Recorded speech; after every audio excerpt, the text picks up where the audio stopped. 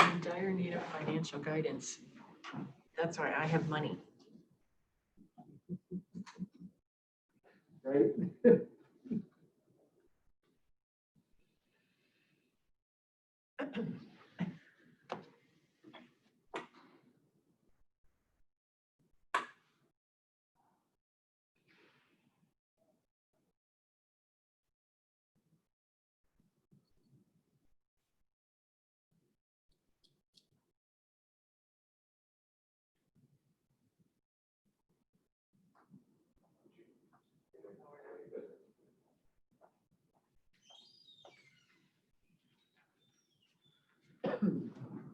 Talking to staff.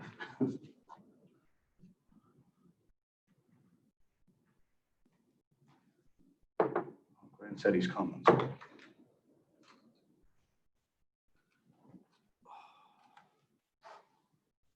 There's one public comment, just the record of attendance. Okay. Preston? Yeah.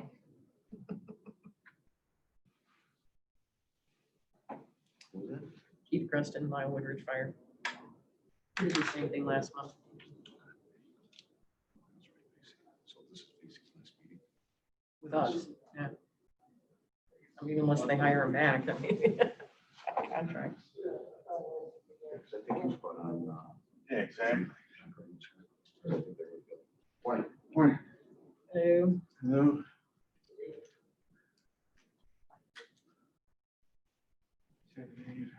Same old. How's your morning? Hey, Greg. Do a drop off yet, or drop off anybody at the zoo yet? No, we're going Saturday. Okay. They did it last Tuesday. Yeah, what, apartment, dorm? Apartment for sure. Locus and 6, I think. It's nice. Very nice building. pretty close to the, That was nice. Start letting people- my grandkids live in the house. Right this time around. Rather than last year, was it that way? The Todd, that building, the Todd building, no Todd. Where's it at? It's right, it's just off the campus. I'm not good with the streets, but, further, Yeah, she's Broadway the 6th and then. yeah, that I know, those I know. I know Broadway, if I can find Broadway, I'm good. Won't take me long to forget the whole city of Columbia. A year. Where's Columbia, Missouri? Nice little town.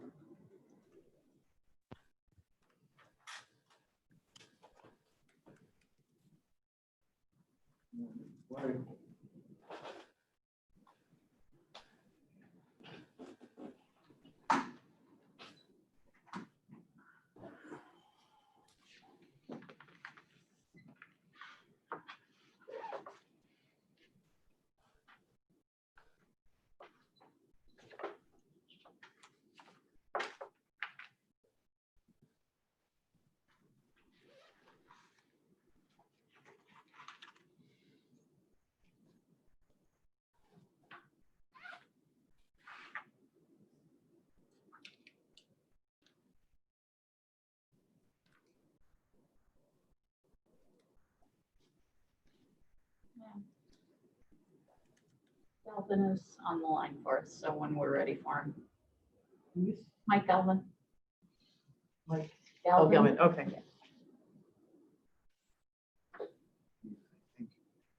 One of my village managers is maybe trying to join through Zoom. I'm trying to get him the other link.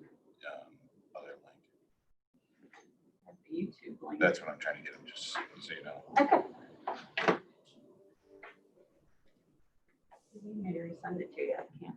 If you can send me what you normally send for us to share, I can't find that email. Yeah.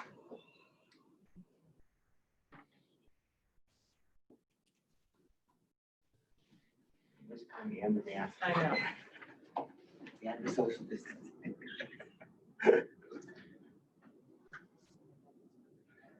All right, it's on its way.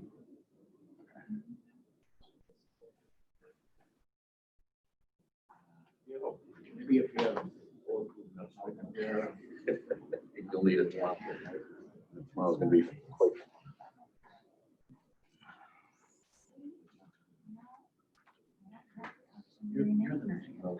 Yes, sir.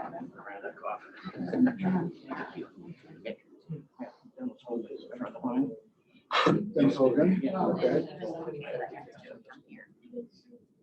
This is post. Right. No, it's not. I have to start it here first and then there. It says live, it's not live.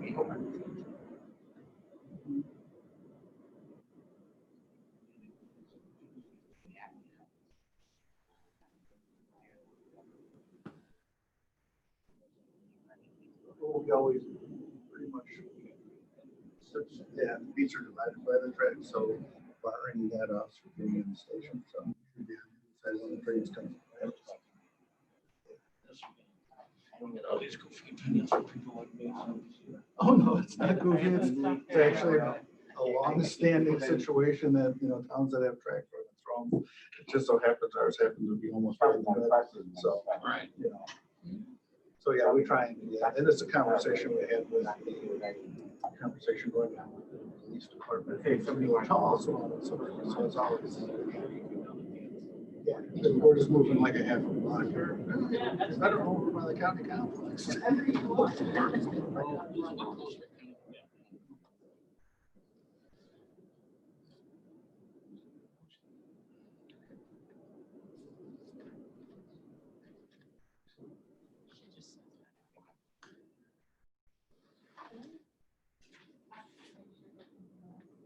Sure.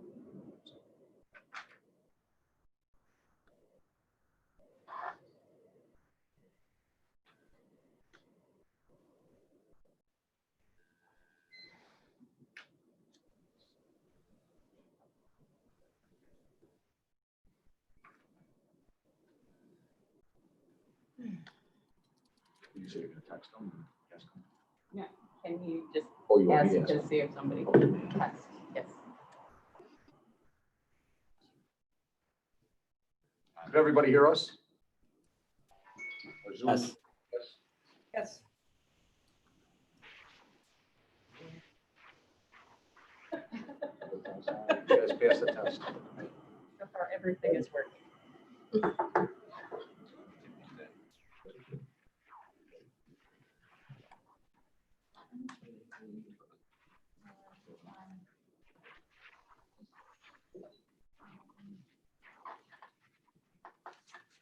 Well, we should have enough people, so I'll get you started. All right, good morning, everyone. Good morning. I will call to order the August 10th, 2020 ETSB special call meeting to order. I'm going to start with a roll call, please. Noonan, Here. Franz, Andalcio, Here. Philidou, Francis here, excuse me. Philidou, Here. Connolly, Here. Eckhoff, Here. Baranowitz, Here. Renahan, Here. Shar, Here. Tetmeyer. Here. Teams, Here. Tillman. Here. I'm advised we do have a quorum, but since we do not have a physical quorum here, we will be doing roll call. And then the other thing I asked too, if you make a motion or a second, if you could announce your name afterwards, I'd appreciate it. All right, under public comment, I'm advised we do have one public comment. One member of record of attendance. Keith Creston, Krestan, of Lyle Woodridge Fire District, Page Fire Chiefs. Record of attendance only. Okay. We'll note that. Chairman's remarks. I just have one item to mention, and that's Greg Basie will be retiring. How many years did you have, Greg? This will be Greg's last meeting. 7.5 years. I just want to thank you for your friendship and your service and your accessibility and your direction. We're going to miss you. Hopefully I'll see you down at Mizzou. Do we have any remarks from our members?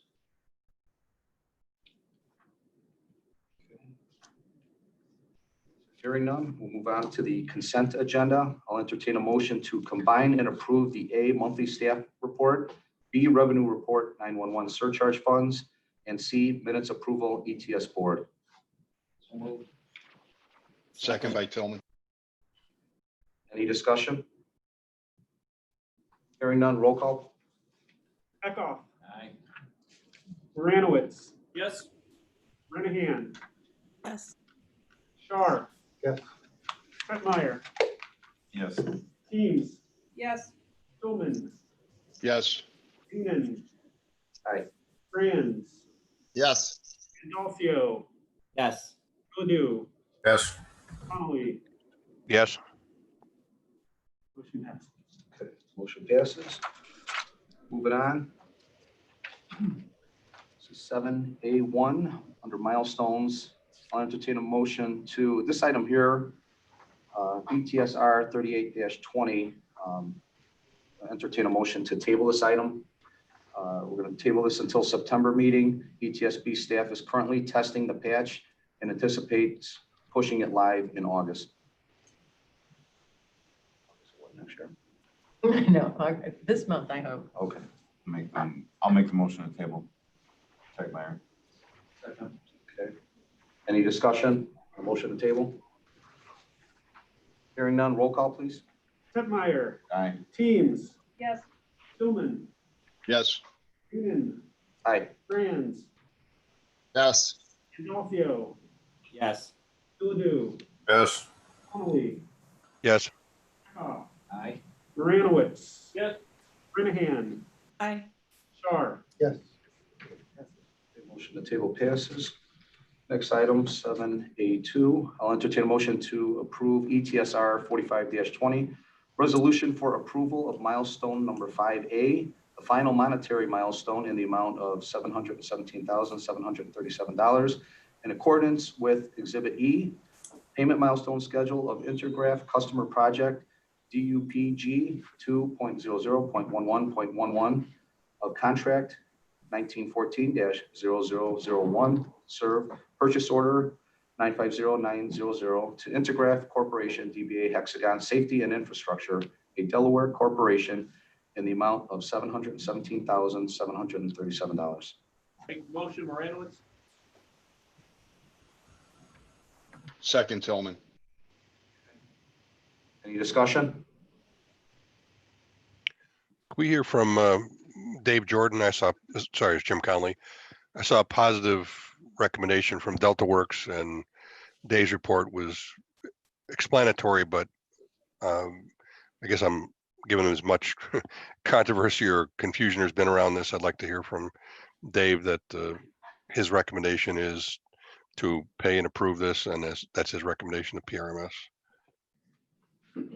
Yes, that was our recommendation to the PRMS Oversight Committee, is that Hexagon had fulfilled all their contractual requirements for the milestone payment.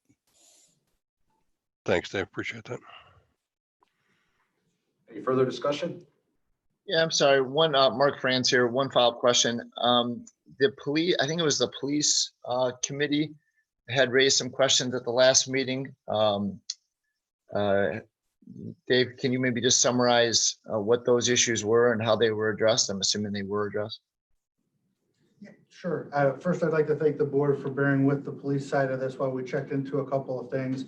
We have formed a subcommittee through the DuPage chiefs that is working directly on this issue, the issues we have with the system with Hexagon and Dave Jordan.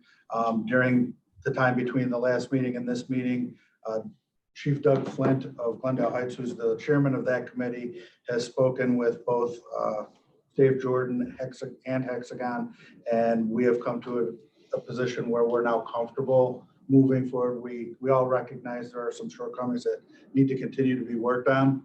However, we're comfortable that the milestone has been met and we need to move forward.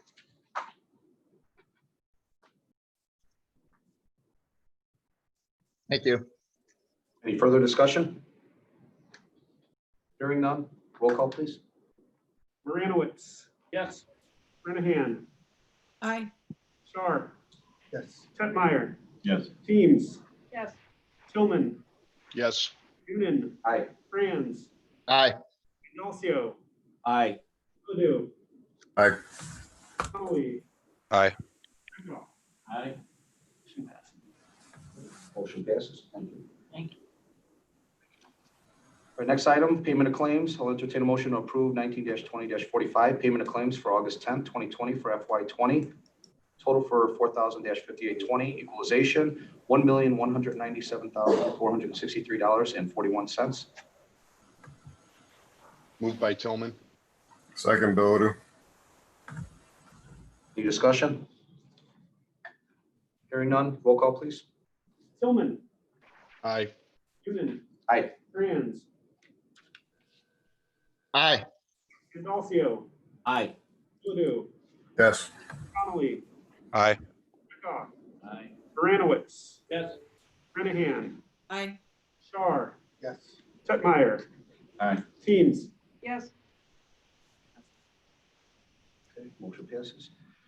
Under change orders, I'll entertain a motion to approve ETS CO 0020-20, resolution approving change order number 3 to AT&T Inc.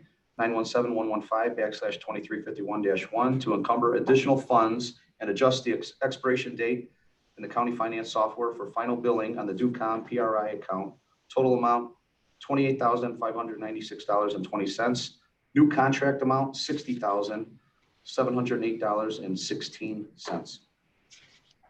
So moved, Teams. Second, Tillman. Any discussion? Hearing none, roll call, please. It was Teams with the motion, correct? Yes. Okay. Teams. Aye. Tillman. Aye. Noonan. Aye. Franz. Aye. Ignacio. Aye. Ledoux. Aye. Connolly. Aye. Goff. Moranowitz. Yes. Brennahan, Aye. Shar. Yes. Tutmeyer. Okay, motion passes. Thank you. I'll entertain a motion to approve E ETSCO 0021-20, resolution approving change order number 25 to AT&T Inc., PO 950905/2031-1, to incorporate new virtual private network, VPN, contract language into the customer premise equipment, CPE, contract, non-monetary change order. So moved, Conley. Second and Dalcio. Any discussion? Hearing none, roll call. Connolly. Aye. Pickoff. Aye. Moranowitz. Yes. Brennahan, Aye. Shar. Yes. Tutmeyer. Yes. Teams. Yes. Tillman, Yes. Noonan, Aye. Franz, Aye. Dalcio, Aye. Godu. I'll entertain a motion to approve E ETSCO 22-20, affirming resolution approving change order number 3 to PO 919132/4088-1 to decrease and close the amount of the Motorola Solutions, Inc. radio purchase and release the remaining funds in the county finance software in the amount of $169,110.59. The new contract amount, $265,889.41.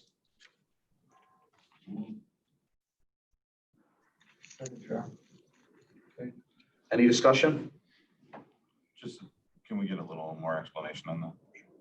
It's the end of the contract's closed and there was a balance, because if you remember when we were doing the building project, we added some funding in there to make sure we got enough lead time on some of the things we weren't sure about. So all Okay, the so costs it's are like, paid, final bill, so we're just in the county system, we have to release the money. Okay. Otherwise it sits there.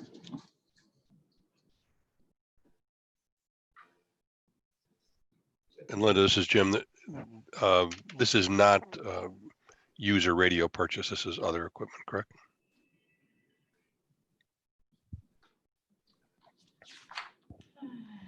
Yes, I mean, it has nothing to do with portable equipment. Thank you. I just wanted to confirm. Thank you. Any further discussion? Hearing none, roll call. Pickoff. Aye. Moranowitz. Aye. Brennahan, Aye. Shar. Yes. Tutmeyer. Aye. Teams. Aye. Tillman, Aye. Noonan, Aye. Franz, Yes. Dalcio, Yes. Godu. Aye. Connolly. Aye. Hold on a second. Sometimes there's somebody who's going around. So we set money aside for, is this, which one is this, Eve? This was the radio purchase I did with the agencies for the end of life equipment. Okay, all right. My mistake. This year we did some, we purchased under a discounted rate for radios that were end of life, XTSs mostly. So that's done now and everything is done. So we're closing that out and releasing the money. We haven't received any other requests for purchase. So this was those smaller radios that were end of life that weren't gonna be allowed on the system because they couldn't be upgraded for TDMA. I apologize if we need to revote. I understand. I was thinking this was the other contract on the council equipment. Sorry.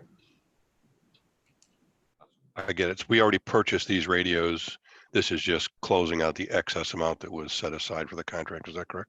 Yes. And I'm sure Thanks for the it's time. Thanks for the clarification. We're good. Sorry about that. All right, next one, No worries. purchase resolution. I'll entertain a motion to approve E ETSR 49-20, awarding resolution to CDW Government, PO 920134, for a 1-year renewal of SolarWinds server maintenance. Total amount, $7,859. So moved, Pegmeyer. Second. Any discussion? Wait, Member Andalcio, are these the items that, he's recused. sorry, I think we cut him off. Member Andalcio? Yes, I'm abstaining from items 1 and 2. Okay. Let the record reflect that Member Andalcio will be abstaining from this item and the next. All right, any discussion? Hearing none, roll call, please. Tutmeyer, Aye. Teams, Aye. Stillman, Aye. Newman, Aye. Franz, Yes. Andalcio, Abstain. Philidou, Yes. Connolly, Aye. Echo, Aye. Baranowitz. Yes. Renahan, No. is that a no? No. Shar. Yes. So 10 voting aye, 1 voting nay, 1 abstention.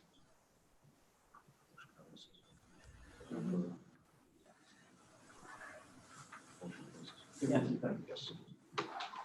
Okay.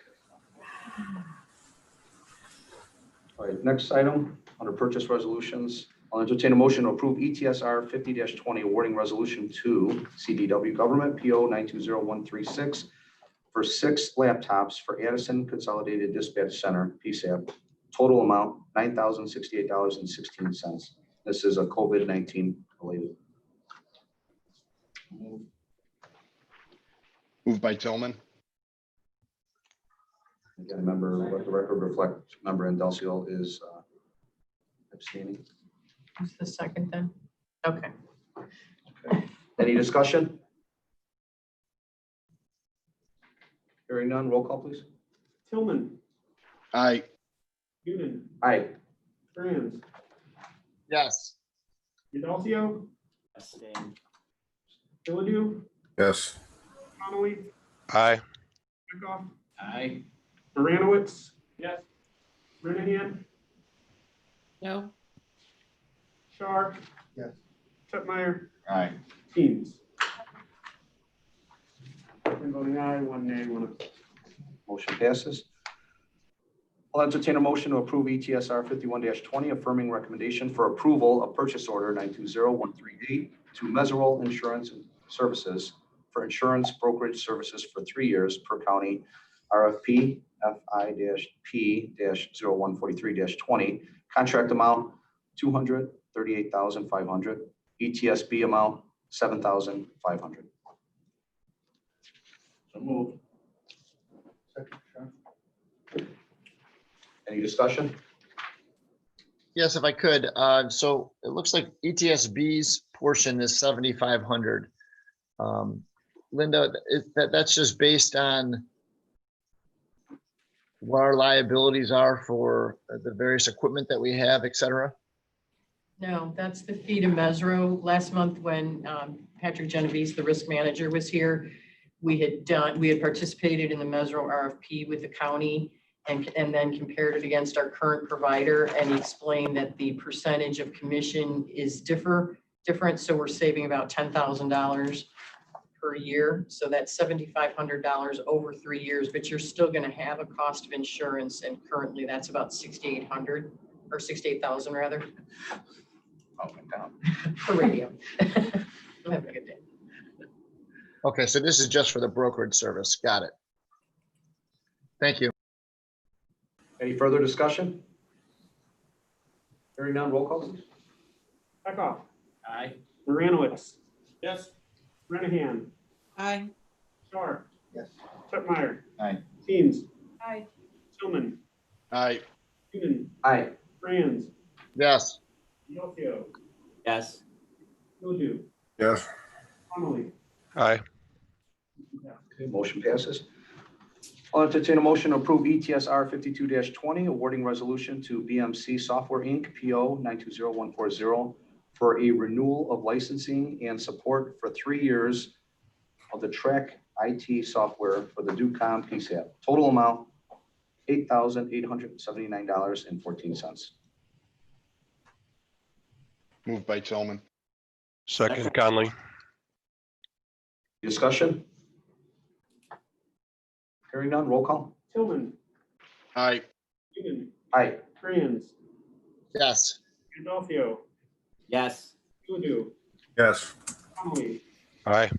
Echo, Aye. Baranowitz. Yes. Renahan, Aye. Shar. Yes. Tutmeyer, Aye. Teams. Aye. Motion passes. Motion passes. All right, moving along, our next agenda item is FY21 budget. Linda? Okay, so when last we met, when we met, the board over the weekend received a couple things. In June, there was direction from the board to provide a staffing plan if ETSB were to assume all position of the maintenance of the 911 system. So that came out for your consideration. It's at the direction of the board, and this is what staff feels would be needed at minimum to handle the system based on that and the $4 million in support that we have with our vendors. So you've gotten that. There was a request for a 10 million or for a 10-year projection of the budget, and that is completed for the $10 million revenue and the $14 million revenue. There was no way to print that in a PDF without being able to look at it, at least for me. I'm assuming there's other people with that same visual deal. So that was sent in an Excel spreadsheet. So that Excel spreadsheet gives you everything in the budget.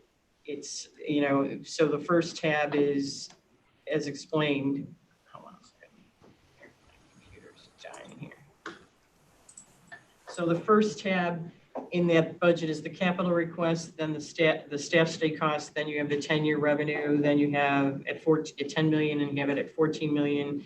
And then there's forms that the county requires us to fill out and complete. There's the budget summary as it is today. At the bottom of that page are the ratios of the staff study as well.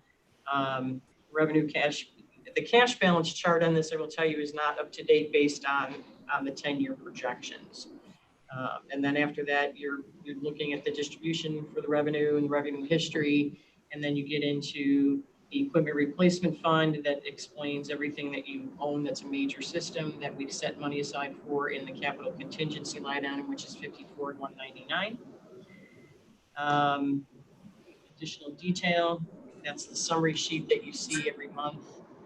What we currently have obligated in contracts, costs to the county. Those are the resource sharing issues that we do for a portion of the CPA assigned to us, county auditor, accounts payable, state attorney, some funding that we give to GIS network, county network, and tower maintenance.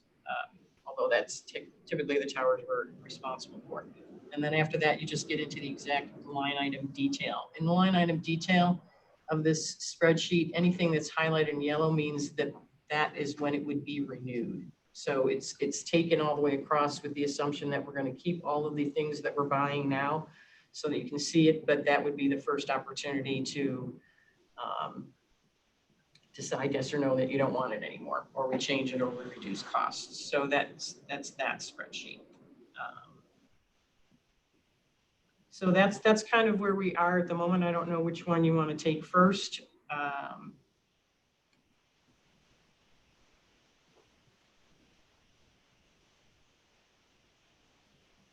At this point.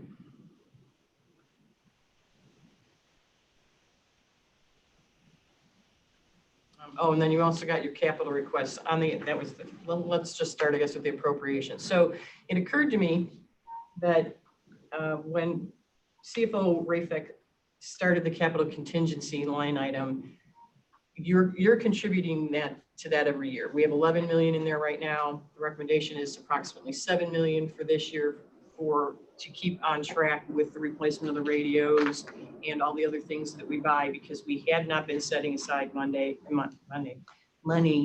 in the past. So that form in the appropriations,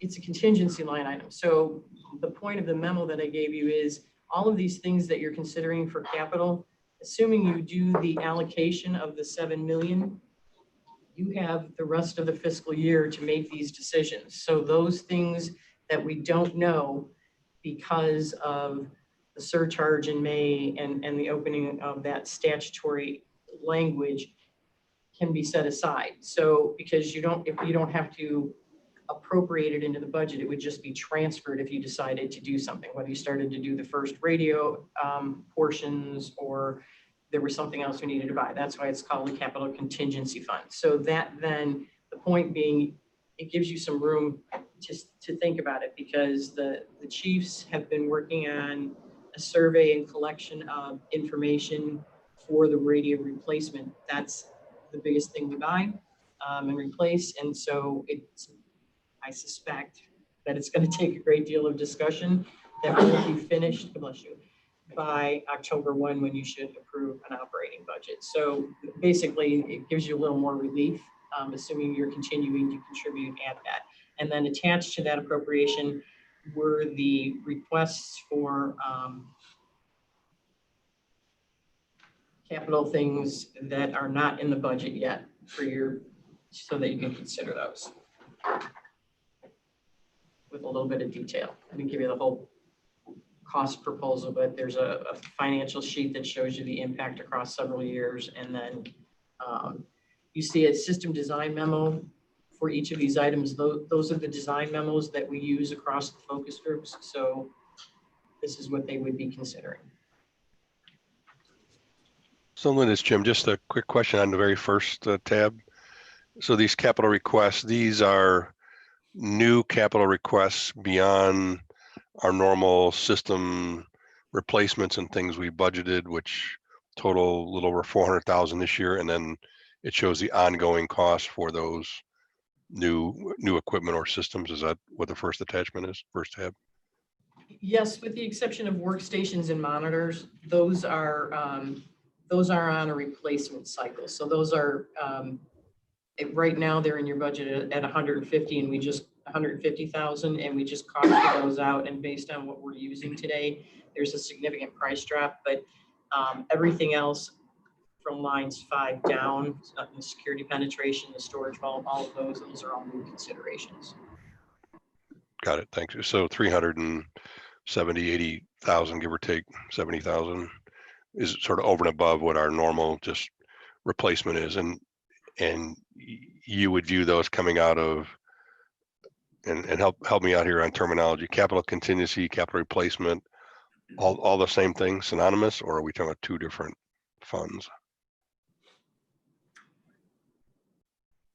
Well, you could do it a couple ways, I suppose. I mean, there's only one capital, I call reserve, whatever. There's only one place we store money. Is that correct? For Right, capital and that items? money is really being earmarked for things you already own. So in theory, in good budgeting, we would put this money into 54-100, which would be the capital purchase for a new purchase, and then throw it into the equipment replacement fund for replacement later on. Thanks. That's exactly where I was going. Now you've answered my question. Appreciate it.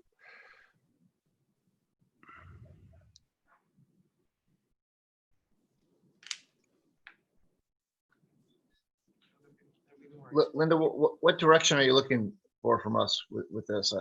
I think this is a bit of an incomplete conversation. A lot of spreadsheets, and I appreciate all the information. I know we've gone back and forth on how best to present this, but I don't even know really what's in front of us. Chief Conley just mentioned contingency. What is our reserve fund? We still haven't decided what that is. Do we have an operating reserve fund? You really haven't set the table for us, so we know what the big picture is and what we're trying to approve and consider with this budget.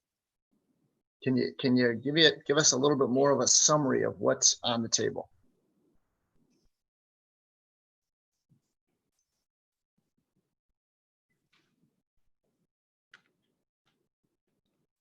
Well,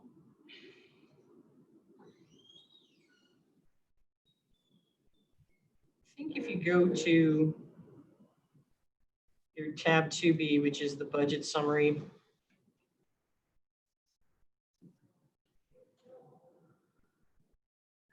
and you look at lines like 109, I think what you see there is your capital contingency and the projected contribution for the next 5 years based on a replacement of the radios within that time period, because you're going to have to fund it and then start refunding it.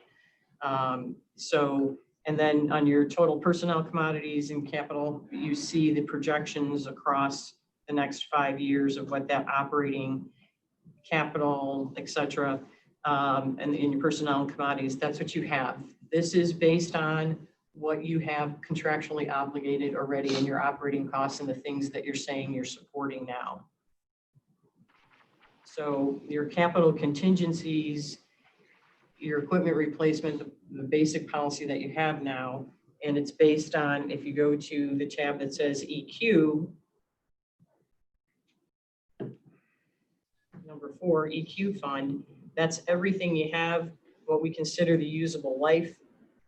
So the replacement per year and how much that would be each year. Remember, a lot of these things are older and the board was not setting funding aside to replace it. So your numbers are a little bit higher now because of that. If we were to do radios, you could, over 10 years at 24 million, you could flatten that out at 2.5 million a year, give or take, to the point you want to replace it. But right now, because you're trying to make up that difference that you didn't set aside, it's a little bit trickier. And then that plays out in your 10-year projection. So if you go back up at $10 million, basically you're using your capital contingency for operating because it's tight and everything you're doing.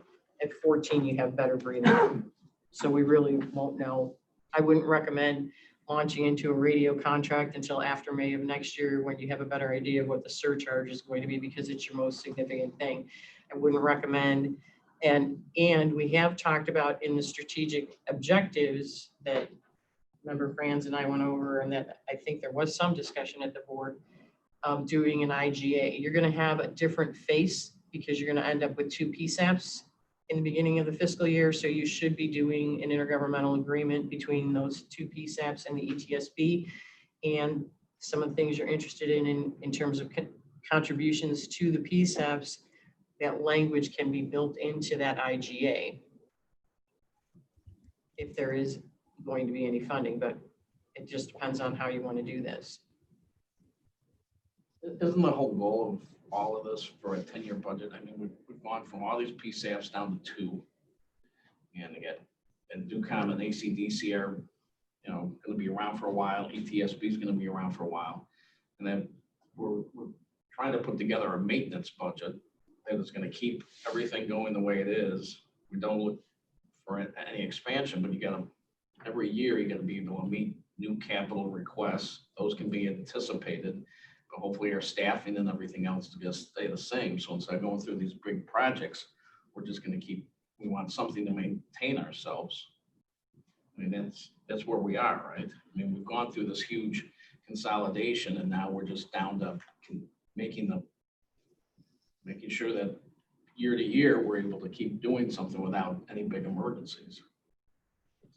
Right. I mean, I think we're getting to the point, we're going to have some costs for the consolidation to ACD, and that's not in there yet either. ACDC and in the sheriff's office, and then whatever those costs are going to be. But yeah, then we are at the point now where we're reducing. The board has done a good job. You've reduced personnel costs, reduced the network costs. That's been a $2 million savings. You're paring down the equipment. You'll see some reductions in some of those contracts as well with Comcast as we're getting rid of other connections and things like that. But yeah, this is kind of what it's going to end up being. So that's why this is the place to start talking about. So year to year, we can anticipate what we need to purchase, what we need to replace.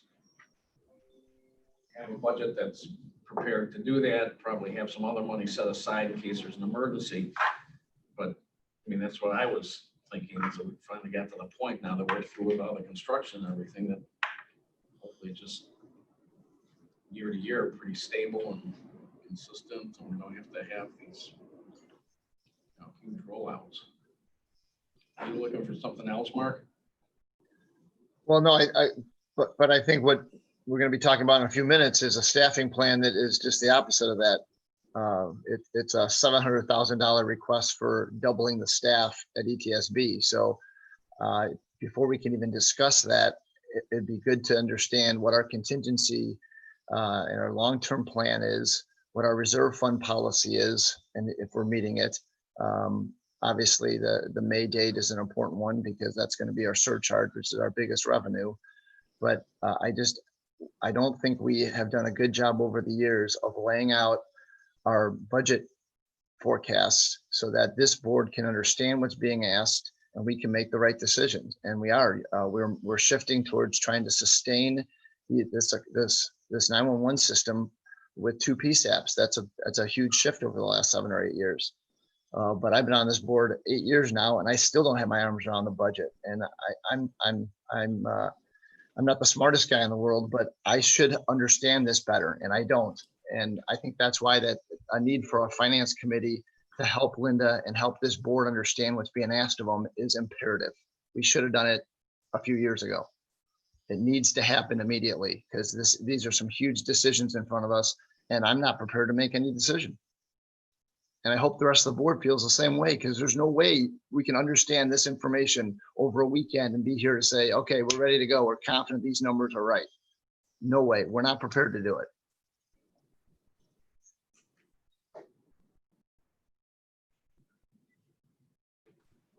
This is Jim. If I could just offer one thought is, I think this is probably one of the best displays, longer term budget displays we've seen going out 10 plus years. So I think that's a step in the right direction. I do remember, Franz, that it's going to take more time to really understand and assess all this. I think I've got a bit of a feel for it, but I think there's a lot of unknowns. I guess the one thing I would caution other board members about is, I think, conceptually we're right in the sense that we've downsized from 22 PSAPs down to 2 over a long period of time, and we've encumbered most of the consolidation costs. So there's probably over well over $1 million of that left just in this budget year. But we're thinking about the world as we know it today, and I sound like a broken record here, but we kind of can project the systems we know and the systems we support today, and what CPE looks like and CAD looks like and radio looks like. But even those systems could change drastically over the next 5 or 10 years, maybe for the positive. Positive in the sense of maybe becoming less expensive, but that's always a hope, not necessarily a promise.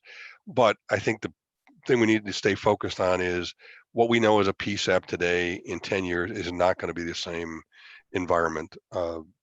You see all kinds of change coming, social media being just one on the immediate horizon. PSAPs around the country have already embraced it far quicker than we have, and I'm not being critical of anybody, but those are things that are already here today.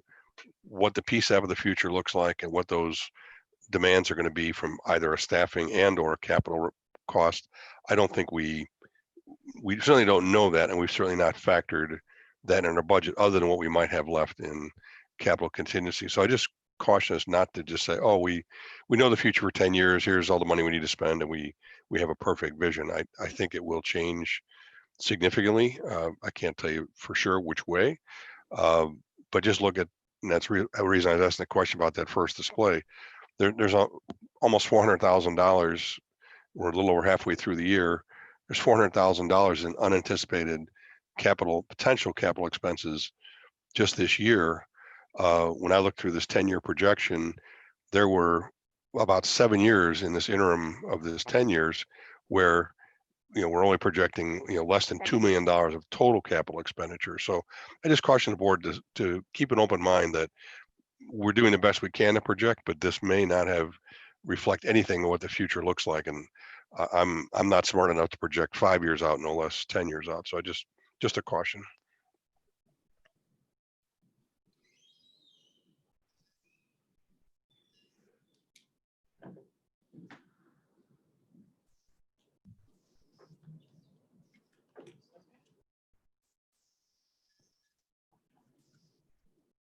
Any further questions? Discussion? Could I- Linda provide some more color on the staff proposal? I think was there another comment before we moved on? Yeah, I still have a question. Linda, walk us through what the budget request is for next year, what's different from last year, what the capital request is, what our capital reserve fund is. Are we meeting that? Can you walk us through that? Your presentation kind of leaves us guessing as to what's on the table here. Well, I don't think you're guessing. I think it is a matter of, these are the budget discussions. So the short answer is, here's where you are right now. These are the things that are obligated.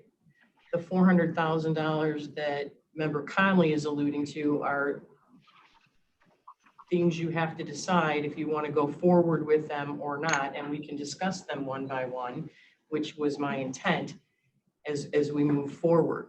So the question is, if you want to do those things in the next fiscal year, then I can go back and plug them into your budget and you can see how that changes. Otherwise, that's where you are with your operating, is that tab that says budget summary. That's what you have today in terms of earmarked and obligated funds in terms of contracts that you have.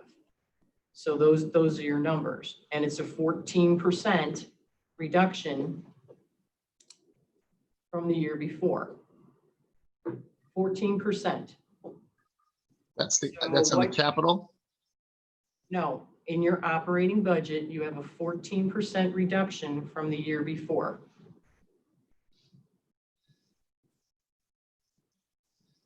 So that's where you are today. So the question then becomes, so that's where you are. If you do nothing, that's where you are. If you want to add to it, then we're going to add those, whatever you choose to. We'll make an adjustment for the actual cost of the replacement of the monitors and the CAD workstations, because we now have a better number. Then anything else you want to add into 54,100, which is your cap, or 54,100, which are your capital expenses, we can decide those today. Or you can decide the ones you think you should look at, and we can put them into the budget, although it's a straight number, because if you look at the budget summary, that's an individual tab in the budget. So it's capital. So if you want to do all those things, it's 400. So your budget goes up $400,000 more, and then I'll plug it in across the 5 years of maintenance so you can see what it looks like. But the point of these meetings is for the discussion the board has and for staff to take direction and go back and make the changes to the budget so you can see where you're at. So this is where you're at today. The next step are to consider these new budget requests and the staffing plan that you asked for. And the recommendation in the appropriations is to stay on track with what you've purchased, an allocation of $7 million to make your capital contingency fund 54,199 roughly $18 million. Because if you buy radios, you're going to need 24. All right, so a 14% decrease is what's on the table. What's that? Just briefly, how were you able to reduce? Is that ongoing maintenance costs that have been reduced? The personnel seems like it's fairly the same. So what's driving that 14% reduction? Primarily, it's taking Wall Street and Friendship off of the Comcast contract because those locations are closed. So that nets you a huge savings, and that's your contractual. So and then there's just a couple of other contracts that we've finished and that we don't need anymore. So you're gonna have a reduction of about $1 million, 1.3 million in your contractual costs. Okay. So Linda, could I ask a question? So this, you putting in the 400,000 is not going to use up your 14%. Correct. I don't know if everybody could hear that. The treasurer said if we add the 400,000 in the cost, it won't use up our 14% reduction. Yeah, I for one, I'm okay with the added capital costs. You asked a question about the timing. I think we should wait for maybe the security study to be complete before we make any final decisions. But I think the added capital items appear to me to be valid and should be considered. I'm sorry, my other question, Linda, is on the reserve. So do we have an operating reserve policy? Not capital. I know we've talked about capital in the past, but are we required to have $2 million in the bank representing a percentage of our annual operating costs as a policy? I don't believe we do. That's correct. And then we don't really have a set dollar amount on the capital side. I think those are a couple things we should talk about as a board and more formalize a reserve policy before we get into approving a budget, and certainly before we consider a $750,000 staffing increase. We have to get our house in order. So can you research that and put that on the agenda for the next meeting? You have that information. Could you have that information? You have an equipment replacement tab of everything you own that has to be replaced. And the recommendation for the contribution to the capital contingency line item is that 7 million based on what you own, based on its usable life, and or when the contract for renewal or replacement would come up. So if you're going to have customer premise equipment and it costs you $4 million and it's up for renewal in 2 years, if you're going to replace it, you have to have another $4 million ready. If you end up just refreshing it or renewing it, and it only is $500,000, then you're 3.5 ahead in your contributions for the year, and you don't have to make a substantial contribution as you would have in years past. But you still have to save for the eventual replacement of that and make any adjustments. So you have that information, and the recommendation in the appropriation memo is based on that equipment replacement tab and what you own or say you want to continue to fund in the future. So Linda, that information could be taken and formalized into a policy, if you will, that would satisfy that question for the equipment replacement. And there is an equipment replacement policy. Well, that's what he's asking, is there a policy? Well, there's not, he's asking about, there is no operational policy, reserve policy, but there is an equipment replacement policy. Yeah, I remember seeing that. It doesn't need work, but it does need work, but yeah, but that's how the numbers are calculated.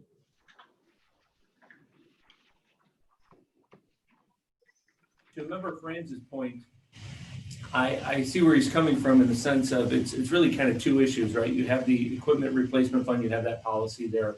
My biggest concern is what we've talked about before are the radios, right? That's your biggest ticket item. And I think you did a tremendous job in doing that 10-year, that layout. Now in terms of staffing, which I know we'll get to, but if we were to agree with staffing, I would think you would need an operating reserve. What happens if doomsday happens, like municipalities are experiencing right now? We're going back and saying, what are those reserve revenue costs that we have? Is that 25% of our overall operating budget, not to exceed 30%? What's our window to ensure the security of the staffing that you have? Yeah, we have equipment that's separate, but now staffing should be another one. I see the point.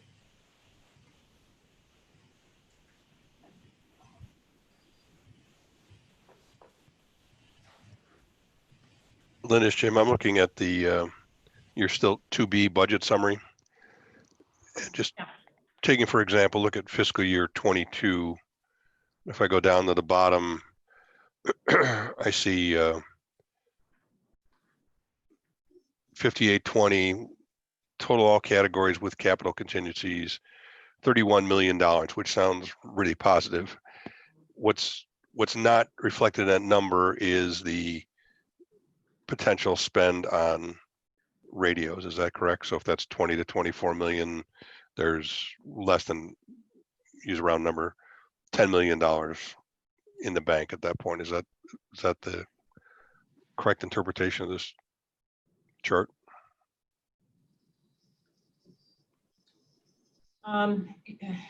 Yes and no. So the budget summary, the tab 2B is tied directly to the line item detail.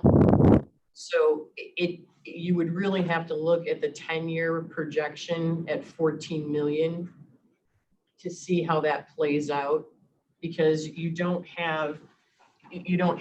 have all of those numbers in the budget summary in terms of capital. So in 2B, capital isn't in there. So if you look at, you could look at 10 million here, you could look at 14, either one of those, when you look at that tab and you start to get to line 40, when your line's like 35 and then 41, it shows how that comes across, right? Because you have your contributions. So if you're looking at 22, and again, this will be adjusted because we had 150,000 for workstations and we know that that'll go down. Hey, I'm sorry, excuse me a second, Linda. Can you tell us what tab you're on? 10-year revenue at 14 million.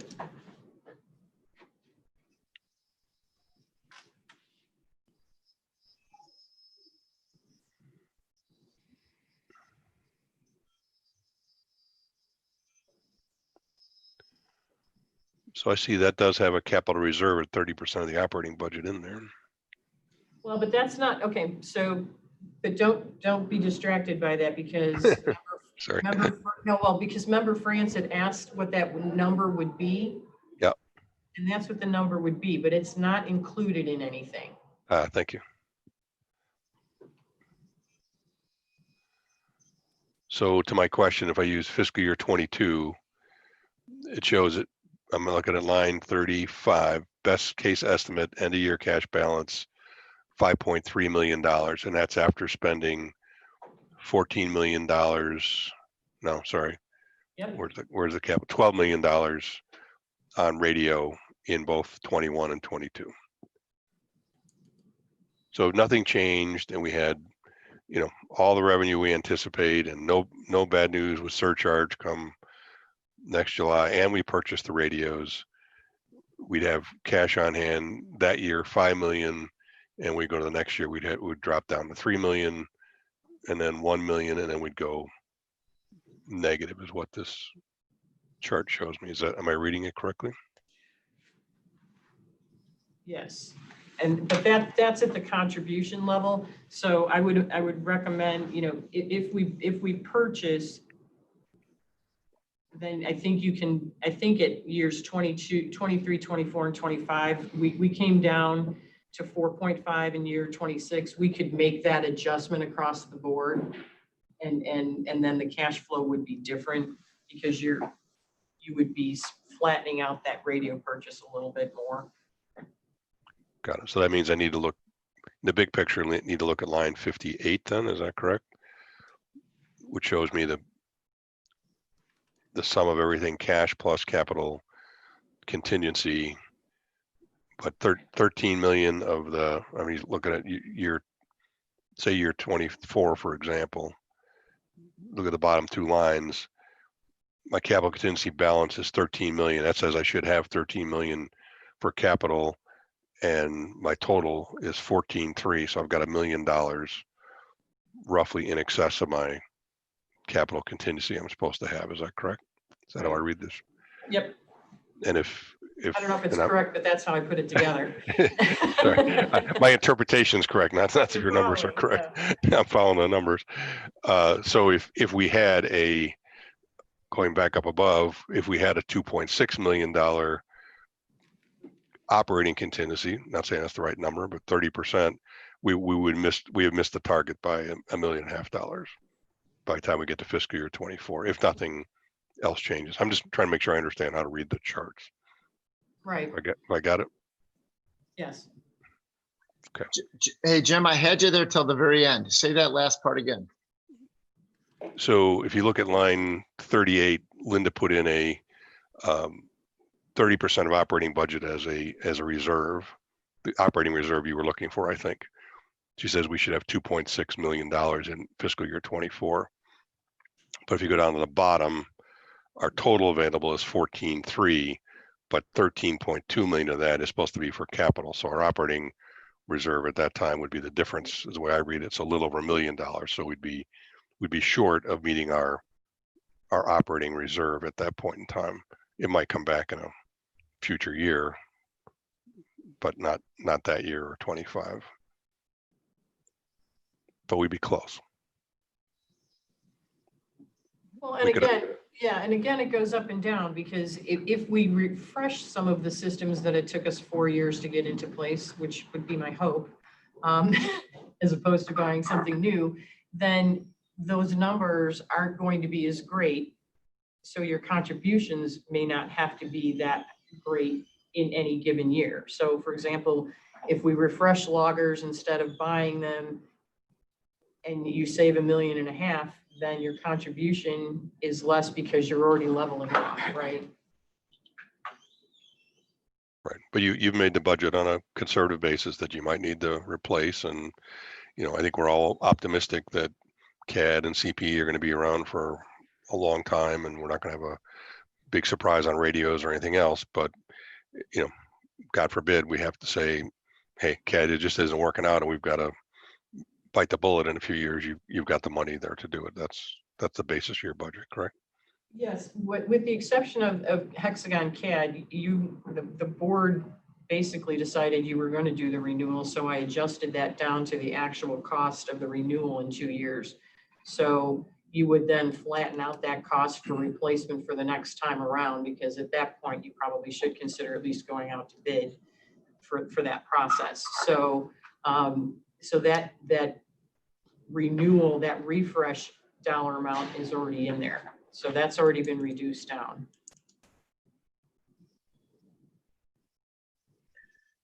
I think the other thing that we might want to consider is issuing some debt for the radios. If those radio lives are going to be 15 years or 20 years, you can issue bonds and spread out those costs. And there's a lot to consider with the radio purchase, I think. Right. I mean, I think, the chiefs are gathering information so that we can present a more viable overview package of what that means today. But for the fact that there's a concern for replacement parts and the fact that it's around 3,500 radios and it takes about 2 years to do that replacement, you should start talking about it now. And there are some alternatives that you can do. You can kick that can down the road and reduce your annual contribution. But the point being, when it gets to the point where you want to buy them, if there isn't enough money, and you're assuming there is, you're going to be mad if you haven't set aside enough money.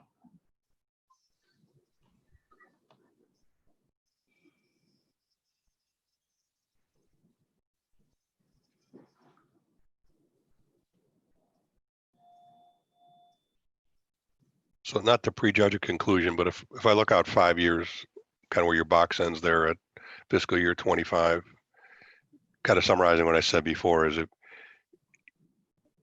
if we spend the capital that we're anticipating, including the radio replacement, we're in good shape at the end of that year, short of meeting a 30% operating reserve, but maybe a 10 or 12% operating reserve. That's where we'd be if nothing changes, right? No additional significant capital, and this does not have additional staffing baked into it. Is that correct, Linda? Correct. Okay. So I think the projection is helpful, and I think it's very, very helpful. And I agree. I remember Franz going out 10 years was useful, because when you have things like radios that are only in a cycle of 10 years, you have to see what the long-term projection of that is from both the spend as well as what you have to contribute to the capital contingency fund. So I think it's a good exercise.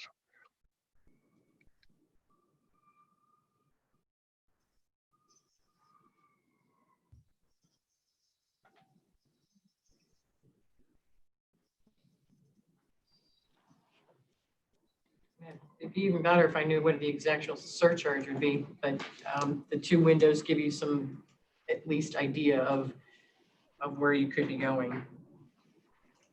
One quick question on that revenue topic, Linda. Have we seen, I know we don't know what the surcharge is going to be, but do we see a trend that it increases with more users year over year? So let's say it is going to be 14 million. Can we project that that 14 million is going to increase 2% over a 10-year period of time? Because that could add up to some real money. Or are we seeing stagnation overall in terms of users? What's the trend data show? Does that make sense? Telecom industry projects roughly a 5 to 8% decrease in wireline use. It's kind of stabilizing. It's been relatively stable. So voice over IP phone systems are considered wireline. Wireless, as I've said before, every sixth grader that gets a phone is the increase in your surcharge, or fourth grader or whatever age that is. So that's the only increase, is a new device coming into wireless. I don't think that, if anything, you're going to see, particularly with working remotely, you could see, if that becomes the trend, you could see some decrease in wireline. If buildings fold or decide they don't need as much geographic space, go to wireless systems. I don't know. So, but so the two things, as far as an increase, I don't think you're going to see a significant increase unless you change the surcharge value, that $1.50. You're going to see some impacts from the new network, and we don't know what those are yet. So that's a concern. And the other thing that impacts what your distribution is there are consolidation grants right now to the tune of around $5 million a year. If there were no grants, that money would be dispersed back to the 911 systems. And in a really rough calculation, because of the size of this system is roughly 1 million people, you can kind of do a 10%er, and it usually works out pretty close. So if it's 5 million, you could say that if there were no grants, we could see an increase in our surcharge between 400,000 and 500,000 if there were no grants, give or take. So, but that's because we have such a large system. But beyond that, it's hard to project at this point. I think we've seen 1 month of revenue this month for March, but that was really just the beginning of COVID. So I don't know what the actual impact to surcharge will be going forward, but we'll keep an eye on it. You go to your revenue tab, if you look at the 12 months of 18 versus 19, it's almost identical, 14.5 million. So it doesn't look like it changed much, but that doesn't necessarily predict the future. Yeah, number 3, the revenue history. Yes. That's what shows up in your revenue report every month. I was looking at the tab before that, revenue by distribution formula, and gives you a nice summary by 12-month period. And you see the old, in 2017, you see the old distribution where you got 8.1 million, and then you see 14.5 in 2018 and 14.5 in 2019. So it's pretty stable. Not to say that's predictor, but no indication that's going up yet.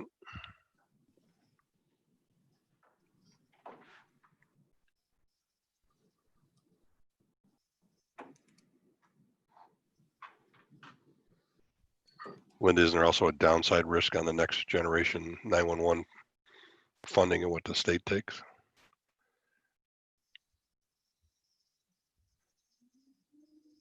The answer is probably yes, but I'm not sure I'm understanding your question 100%. You were talking about possibly getting additional revenues in because of the grants if they went away. On the flip side, if the state takes more money out of the 911 surcharge for next generation 911, our revenue could go the opposite direction. Is that correct? Right, because when I talk about statewide network, that's the unknown cost right now. If it stays roughly the same as what we're paying for the current network, we great, but I don't know. I'm going to say something. I'm going to have to leave in a few minutes, but I'm not sure what we're doing right now.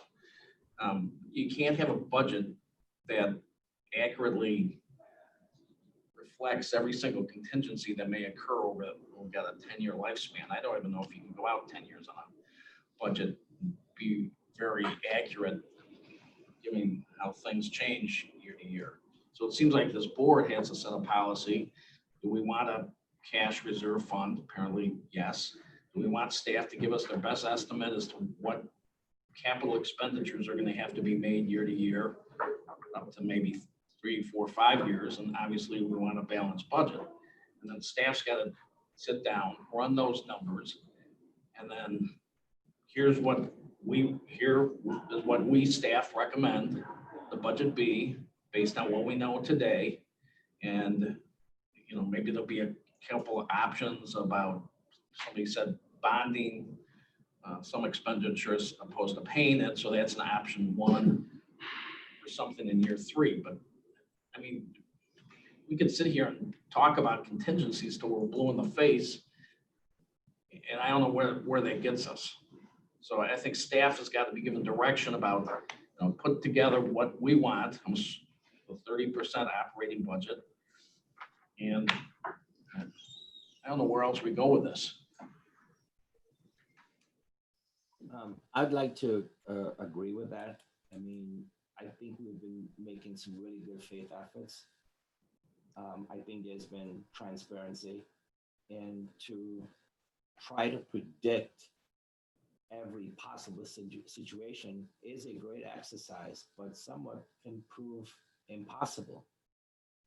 So I think we need to give a clear set of directions, but also have the expectations where we're trying to get. Is there an expenditure or a revenue that somebody thinks staff is missing on this budget that needs to be included? I don't know where we're going.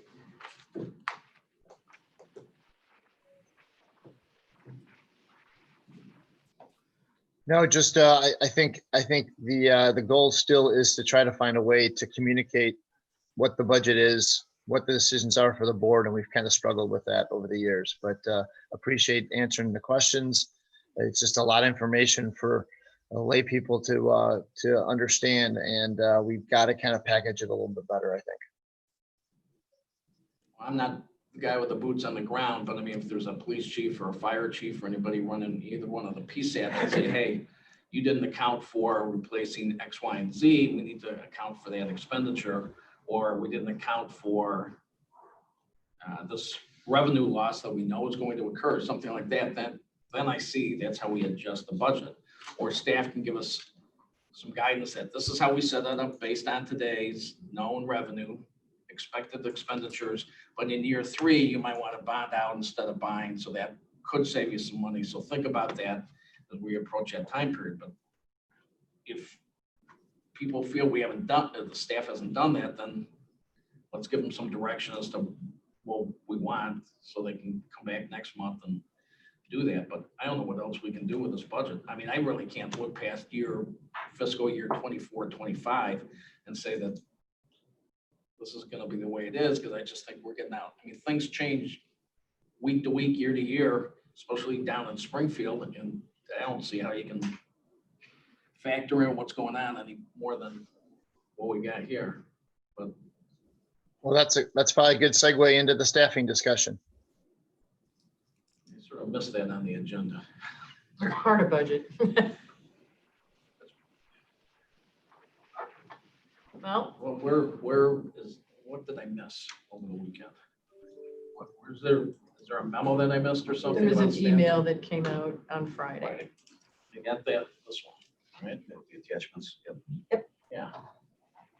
So So should be the one that says staffing. staffing.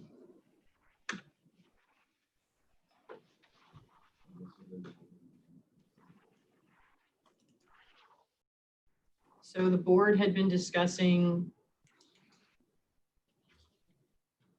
who staffs the system. And at the June meeting, the board, Chairman Noonan asked the question about staffing. The board said, give us a staffing plan. This is the staffing plan. So we went through and looked at all of the things that we do. And if ETSB were responsible for all of those things, how many people would they need?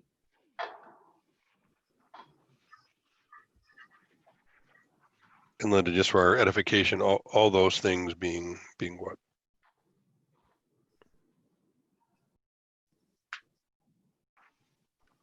I'm sorry, what was the last part? All those things, what? You said if ETSB were responsible for all those things, can you help us understand what all those things are? All those things are outlined in the memo 2 of 2, so they would be computer-aided dispatch,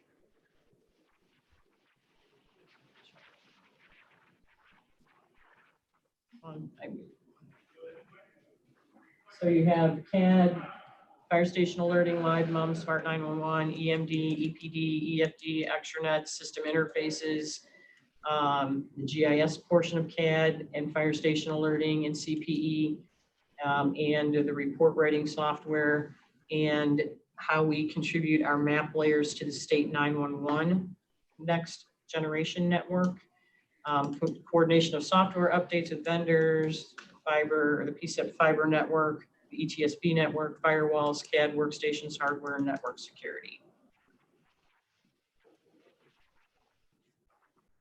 Thank you. And that goes to your staffing memo. That's the one you're working off, is correct? Yep. Thank you.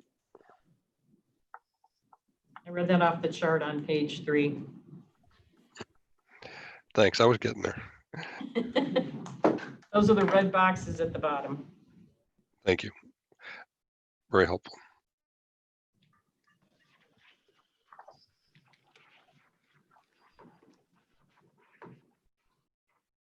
Well, I have some opinions on this, and member Franz and I had a brief conversation about this Friday. I'm supportive of it. He's really not. We discussed why. I believe that this board has the authority to provide those services, statute authority to provide those services, and therefore I believe this board is responsible for not only providing those services, but supporting and maintaining those services. It's what this board does. I know we've talked in the past about having some money distributed to the PSAPs so that the PSAPs could be the maintainer of these systems or be responsible for deploying these systems, be responsible for ongoing maintenance and support of these systems. And I don't believe the PSAPs have that authority. And I think the first question where we start is, I think we need to get an opinion from our board's attorney as to whether or not this board has the authority to provide those services. I think they do. I think that authority lies with this board. I don't think that the PSAPs have the authority based on the way this county ETSB is structured. So I think we start there. I also believe that there needs to be an unbiased control of these systems so that none of the stakeholders, to include the PSAPs, to include the first responders, are adversely affected by any changes made to these systems. I think it's important that we as this board, who are responsible for receiving 911 calls in this county and dispatching 911 calls in this county, are responsible for making sure that these systems serve both of the PSAPs and all the first responders and all the taxpayers fairly, and not have it, biased one way or another. And not that any bias done by the PSAPs would be intentional. A lot of changes that could be made by a PSAP may benefit one PSAP, but not the other. And some of the changes could be adverse. So I do believe that it is this board's responsibility to provide those services, to support those services, and to have the personnel control how those services are delivered. And I think it starts with getting an opinion from the state's attorney on that matter. Thanks for having this be your last meeting. He's not gone yet.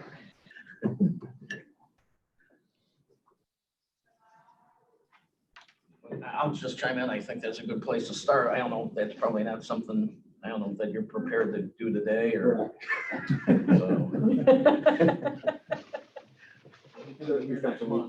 Certainly something that would be appropriate to look into, but I mean, I think comes down, that's the crux of the situation. What Mike's talking about is who's got the authority and who's got the duty to do what. And, you know, I haven't read the statutes, I don't know, but if we're gonna start there, because there's no point talking about if people doing things that they want to do if they don't have the statutory authority to do it, vice versa, so.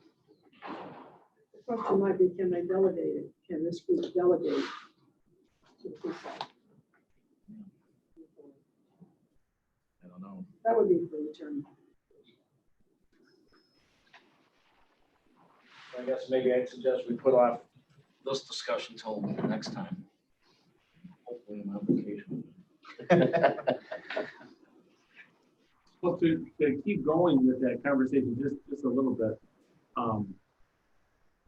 the question would be for the state's attorney too, can they allocate or determine if an IGA was established through the PSAPs, could it only allow for certain expenditures? Meaning, let's say the other PSAP, DUCOM does a fantastic job and they allocate money and they put it aside for, I'm just making this up to go along with it, for radios. And ACDC does a terrible job and they spend the money elsewhere. And then it's time to buy radios for the county.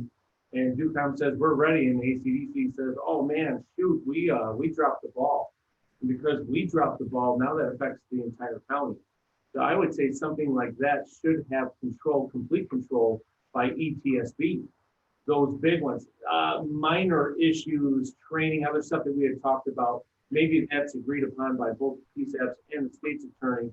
You hit, I don't know, 7 to 10 categories where maybe we could speed up the process because we would have a written IGA that says, okay, you have the authority to do A, B, and C. But the big matters that we are going back and forth on, I think that still needs to be controlled by ETSB, but loosen up the purse strings in certain areas if that's allowed by the state attorney. What Mike think it's brought about.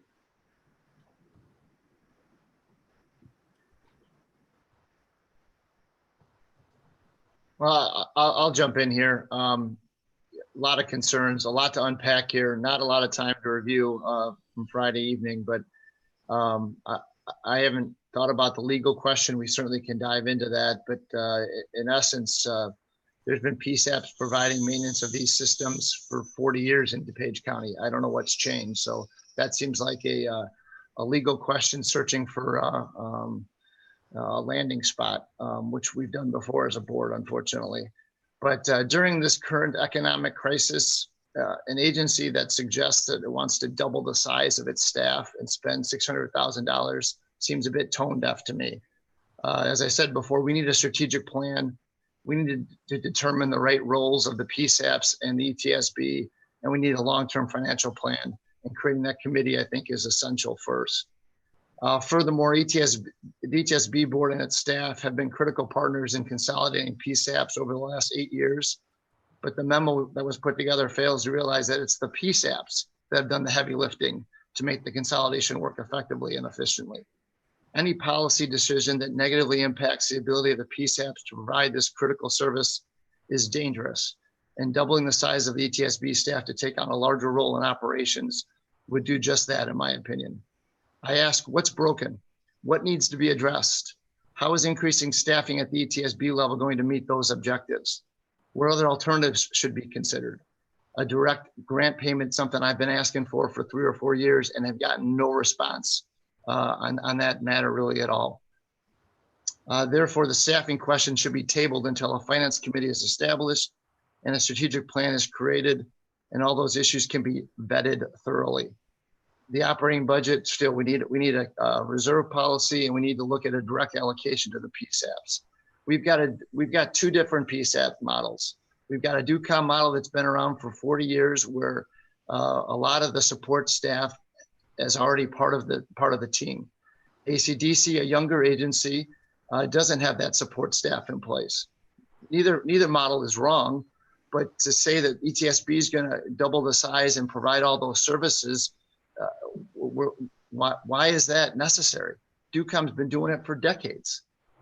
Contingencies and cash balances, we've talked about that already, and staffing options. I just find it really surprising that this staffing assessment was put together. Did the ETSB staff talk to the PSAPs? Did they talk to the PAC? Did they talk to the police committee? Did they talk to the fire committee? I mean, do we need to vet this as a group? I mean, this has been a partnership. I don't think this is the right approach to some critical question like this.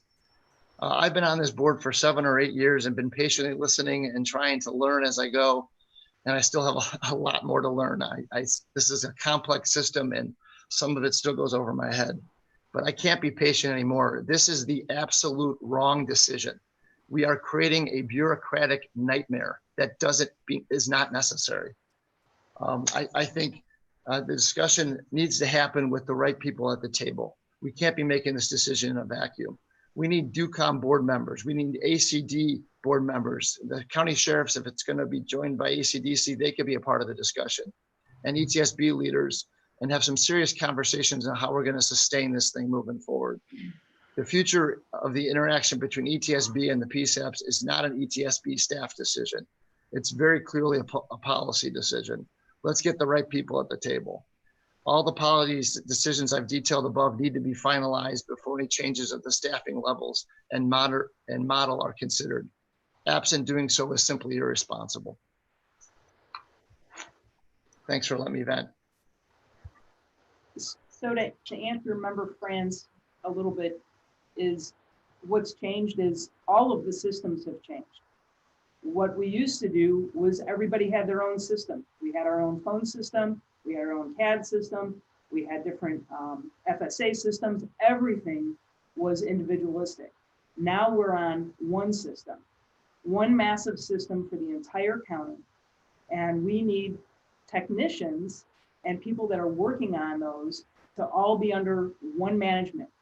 And to kind of reflect on what Member Tillman said, we need them to be fair and impartial and work on the system as one.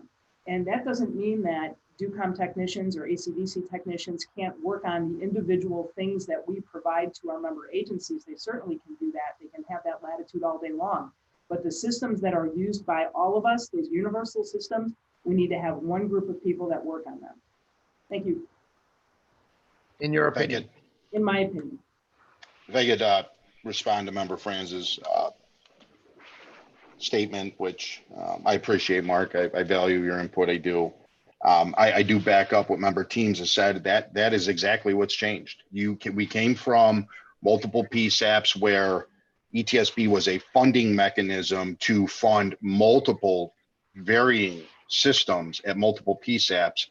And we all agreed, including the PSAPs, to bring this under one roof, one system, paid for by the ETSB and maintained for by the ETSB. And my opinion is they don't have the staff to maintain it. We have systems that PSAPs that this board has purchased since 2014 that are not being used by PSAPs. Law enforcement EMD protocols that we continue to pay for and fire service EMD protocols that are being paid for are not being used. And we continue to pay for them. Whose fault is that? Remember, Tillman, you've mentioned that before, but whose fault is that? That's not a PSAP issue. Everyone has to figure out what the priorities are. I don't know how that's relevant.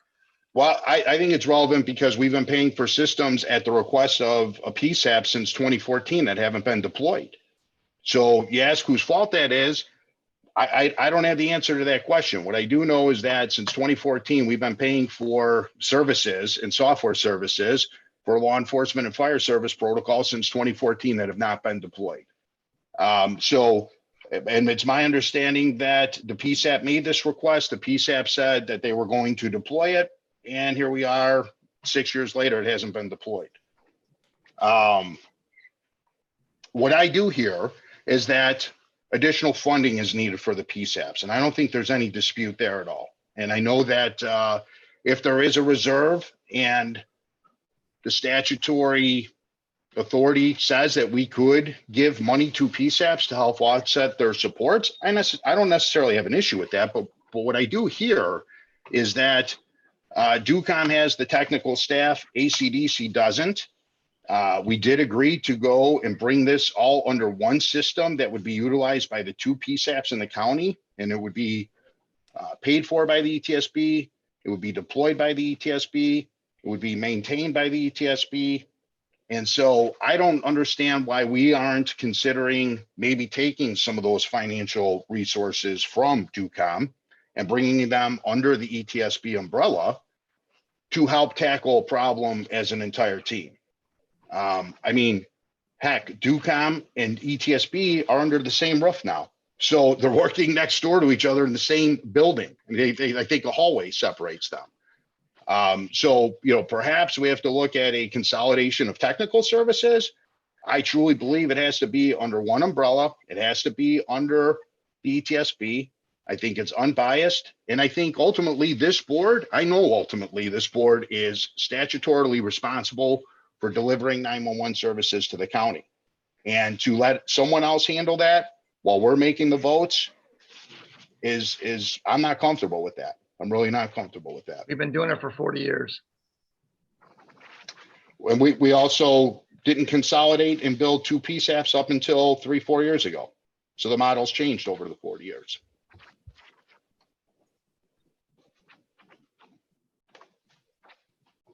If I could just kick in here, knowing that this was going to be part of the conversation, not the overall conversation, but in relationship to DUCOM and in the past couple of years handling the maintenance for ETSB.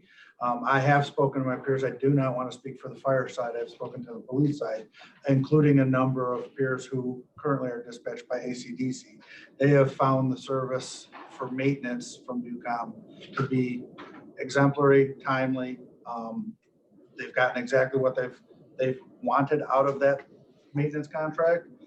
Having said that, we understand that moving forward, there might need to be some adjustments to how ETSB and DUCOM work together to track those requests in order to ensure that everybody's comfortable with the administration minutia to support that moving forward and to see if it's working to everybody's benefit. And I think speaking to Mark's larger conversation, I think the best way to do that is to possibly, I haven't been on the board long enough to understand all the issues, but I understand this point of taking a look at maybe this board does need to, because of all these changes, look at what is the mission. Obviously, talking with the state's attorney is going to give us a part of that. But what are the big things that this board is supposed to be handling? What are they supposed to be overseeing? What are the little things that can be pushed down to the PSAP? We are in a new day, and everybody has to reimagine what they've been doing. It might be time for this board to do that as well, and that will require a conversation that will be difficult, I think. But we have an obligation to the taxpayers to use the money the best we can, and the best way to do that is to make sure that we're not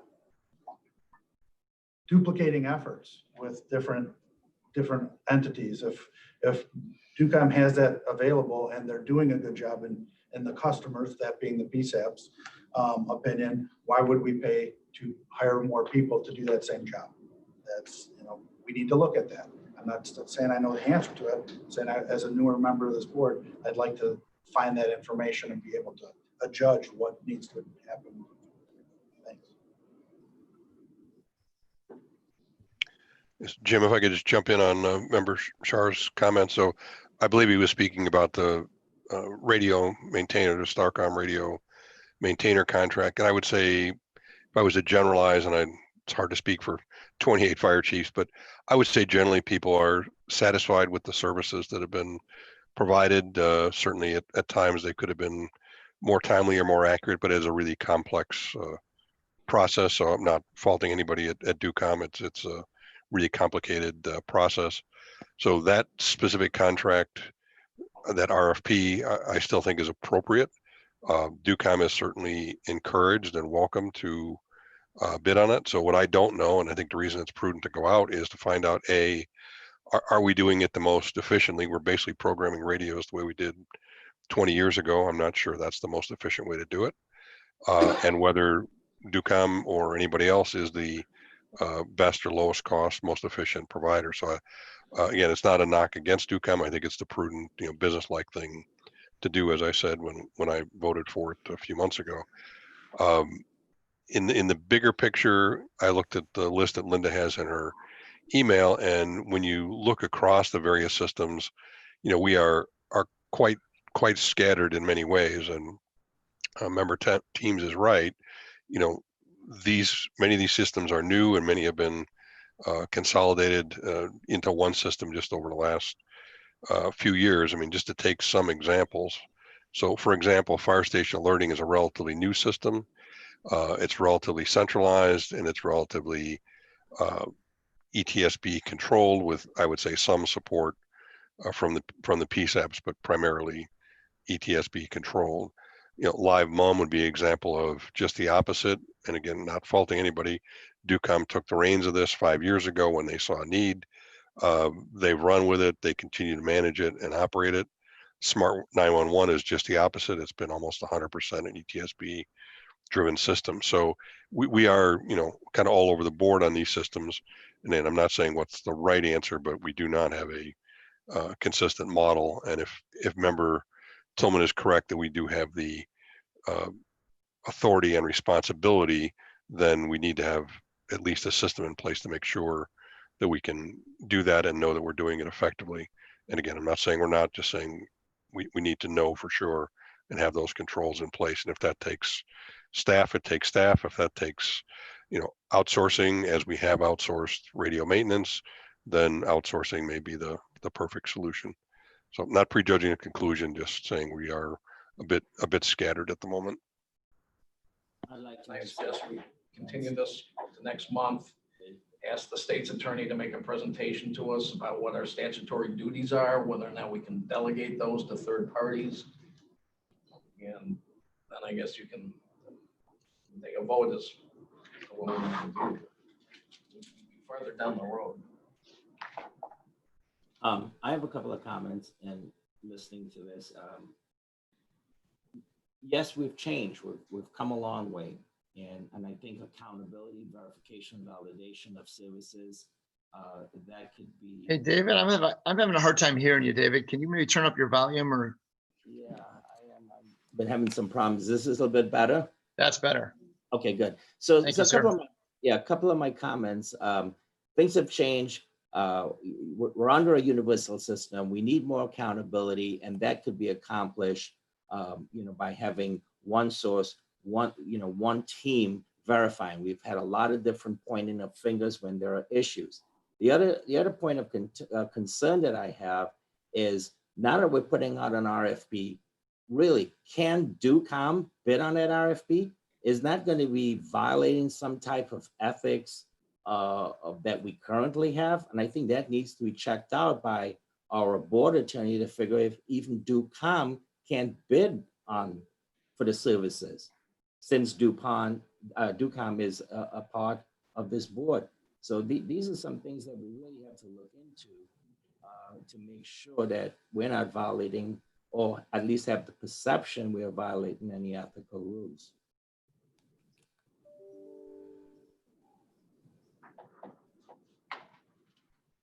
I don't want to get into too much conversation about the radio network, but it is a interesting topic that kind of incorporates a lot of what we're debating here. For all intents purposes, that service has been provided by DUCOM for, I don't know, 10, 15 years, something like that. And I haven't heard any complaints about that service. So what we're contemplating, and Jim, I don't necessarily disagree with you, going out for a bid and making sure we're doing things efficiently and effectively makes sense. But what we're thinking about doing is bringing in yet another vendor. We've already got 50 vendors that we're tracing around trying to manage to begin with, to provide a service that if there's a problem with the radio right now, a DUCOM member can call the person that's providing that service and say, hey, I've got an issue. Now we're going to call ETSB to call a vendor to check on something, to come back to ETSB, to go to DUCOM, to go to the member. I mean, can we try to create more layers of government here? Again, we're overthinking this. The model at DUCOM has worked for decades. We've done a great job of consolidation throughout the rest of the county. And now we're ready to say, let's overturn all the work that's been done by the PSAP that's been successful the longest and come up with a new way of doing things. I don't want the PSAPs to have to go back to the county and get jurisdiction to do things. The PSAPs are the 24-hour agency that's providing the service. They should be in charge. They're the operating body. ETSB should focus on what they're supposed to be focused on, providing policies, establishing committees, maintaining operating a radio network, consolidating PSAPs, approving a budget. That's their goal. This is major mission shift. I'm gonna make a formal motion to table this for a month. How about for a year? Well, I would say a month, so at least the state's attorney can get back to us, because he's not prepared to do that now. And we keep on talking about the policy, and then we keep on talking about the results. And I thought we said the starting point was to figure out what our duties are, which you just gave us a short synopsis of what you think they are, but That's in the ordinance. I haven't read the ordinance. If I did, it's been a long time. So that's my idea. Vote on this. I second. Discussion. He said, yeah, just. He said second, so. This is an No, action item. it's just so I mean, it's discussion. nothing about it. Right. So, no action, no roll call. So, unless anybody objects. Just to table the item is a motion to that. We don't have to. Talk about it next week. Yeah. Next month. Unless anybody objects. It's budget, so you're continuing your budget discussion next month. Be safe. Okay, procedurally, I'll entertain a motion to table this item to continue discussions till next month or next meeting. Second. Ability. Roll call, please. Eckhoff, Aye. Baranowitz, Yes. Renahan, Aye. Carr, Stepmeyer, Yes. Teams, Aye. Lynn, I, Stevens, Aye. Franz, Yes. Pinocchio, Aye. Aye. Palmer. Aye. And then but the discussion next month will start with a presentation by your successor. I think the best way to go is anyone could submit the question or frame the question that we're going to need to look at to answer. It should go through the chairman, and then, then we can do the research and whatever's necessary. Send you a memo, but I'm just saying, to me, it's statutory duties, and can they be Just our authority. our authorities, statutory duties, and We can delegate. it to a third party. I question the term third party there though, Member Eckhoff. But that's all right. We'll work, we can work on that. Yeah, that's one of the things I'd like to know is what third parties? You know, is it just the other, is it two PSAPs or is it somebody else? Or maybe it's nobody.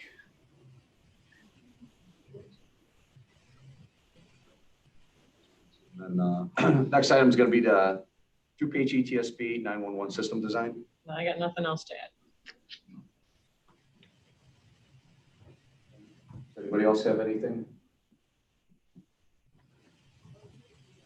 Next, DUJIS, two-page Justice Information System Project. You have anything? I don't have anything other than what's been reported. Does anybody have anything? Okay. Does anybody have any old business? Old business? Hearing none, we'll move on to new business. Does anybody have any new business? Okay, I'm informed that we do Yes, not. I'm sorry, I do.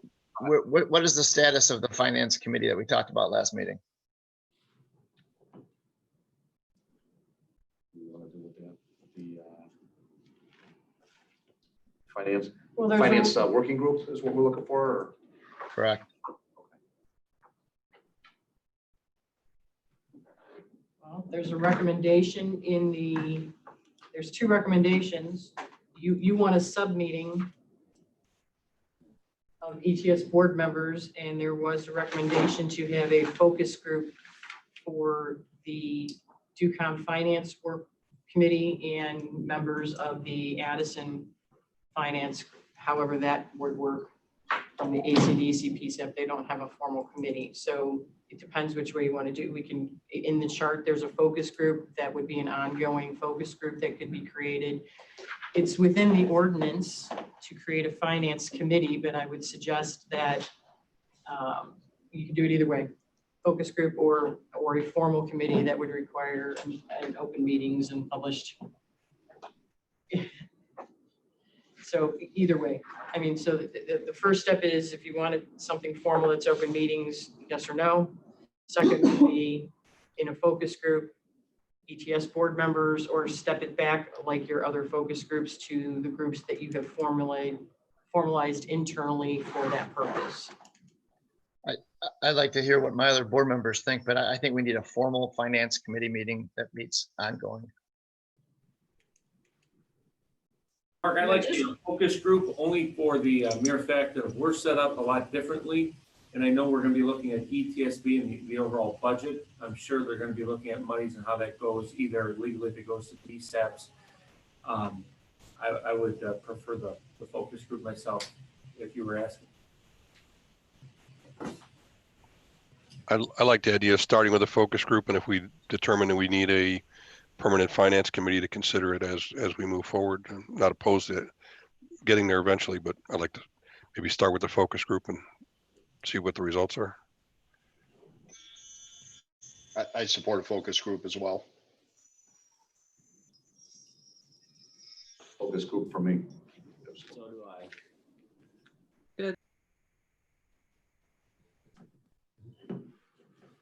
So focus group then? But made up of the existing committee, the DUCOM Finance Committee would not be necessarily have enough information or background about ETSB or how they operate. That would be my only concern. I mean, the people brought together for that were brought together for a separate purpose. I mean, if you want PSAPs to supply people to serve that would have that interest, it's not necessarily going to be my same people on that committee. How many people do we need in the focus group? Yeah, I agree, Brian. I wasn't suggesting that there has to be someone from the DUCOM Finance Committee to be on there. It was going to be board members on ETSB. If it makes sense to incorporate others, I'm open to it, but the Finance Committee of DUCOM is, I was just referencing it that they've created a committee to kind of oversee the finances recently. That was my only reference.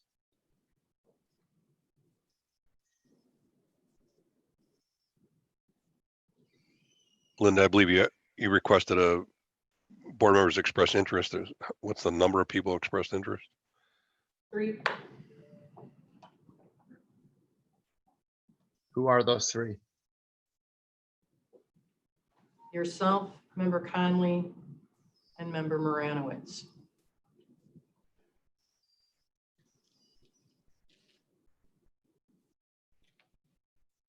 All right, well, let's maybe get one more and go from there. Interest. I'd be willing to serve. Mark, how about Brian or somebody from the DUCOM finance group or whoever you want? Sure. I'm willing. If nominated, you'll serve.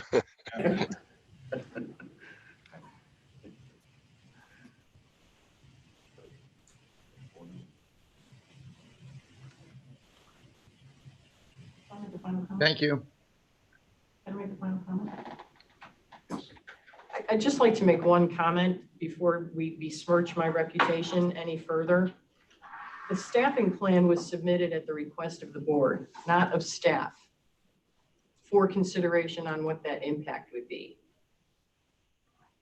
That's why there is a staffing plan in front of you. So before anyone leaves this meeting or leaves this meeting feeling that ETSB staff is trying to take over or lessen anyone's impact, remember, this was the board request. This is the answer. It's brought to this group for discussion. You know, that the comments about ETSB operating in a vacuum are offensive given the number of focus groups that are occurring to provide information. ETSB staff sat down for 2 months and figured out what would realistically have to take place if they were to assume that role, because that is what you asked. That's the answer. I get the feeling that there's a lot of conversation here about ETSB needs dire assistance. Well, we're the one with a 14% budget reduction. We're the one with an $11 million reserve. And while we have been working as a board and as PSAPs to get to the point we are today, it has not been operating in a vacuum. So I understand the desire to have financial assistance to the PSAPs, and we're working in that direction, and no one has ever said no.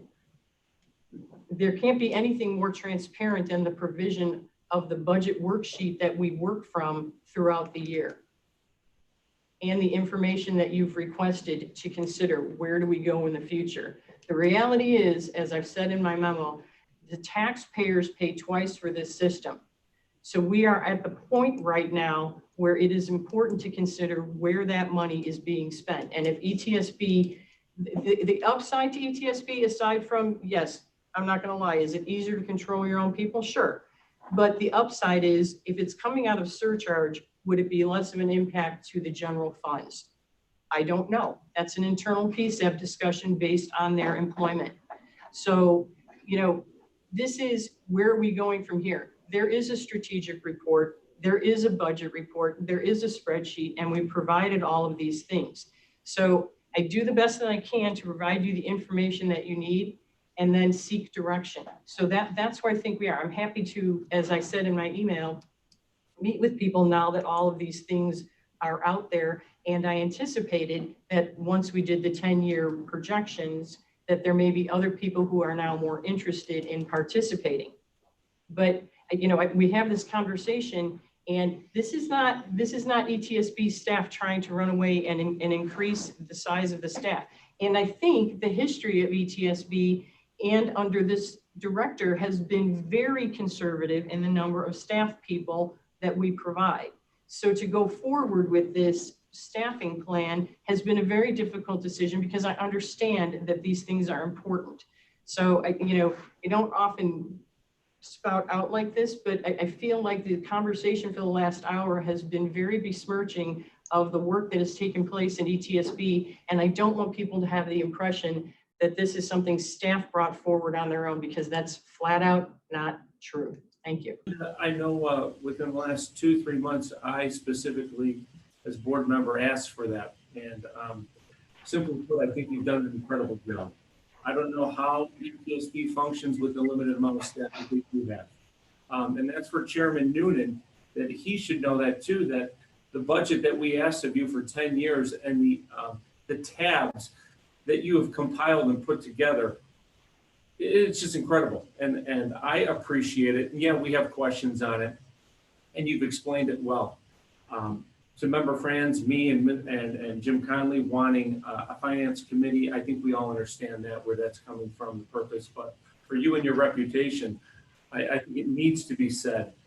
I don't know how you do what you do, because you do a damn good job of it. And Chairman Noonan needs to know that. And where you've come, where you've taken ETSB from the consolidation in that staffing report, when you said the amount of money you have saved the county, it's impeccable. And I appreciate it. I hope you don't leave this meeting feeling with your head down. You should have your head high. And you did a terrific job, and I appreciate it.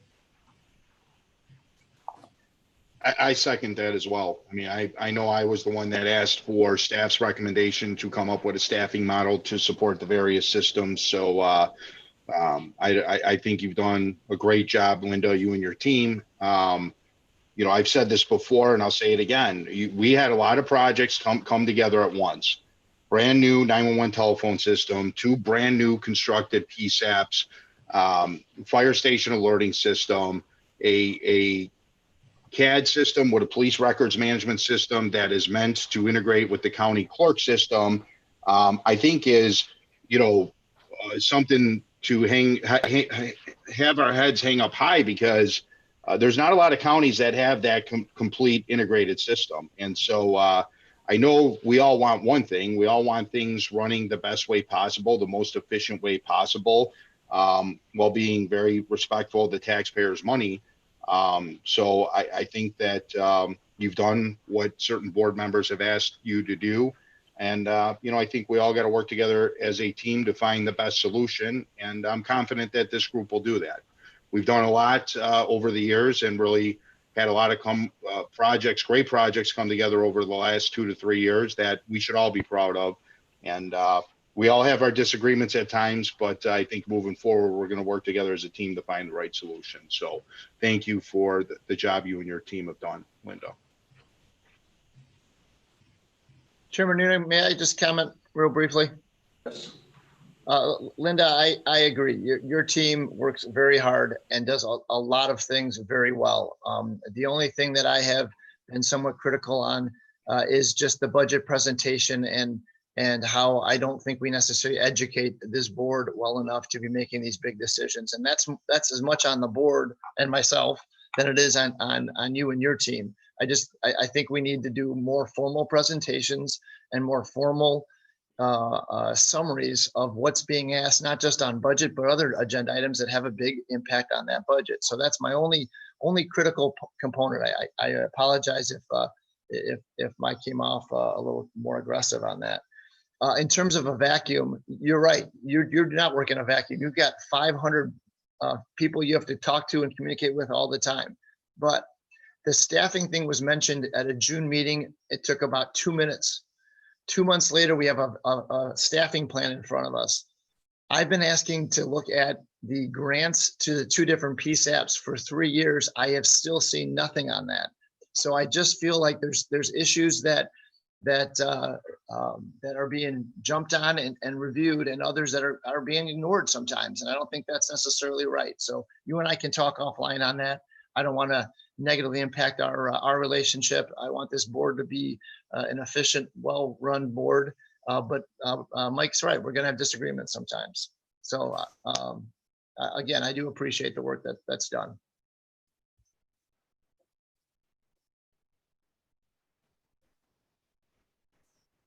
Any further comments under new business? Okay, hearing none, without objection, stand adjourned.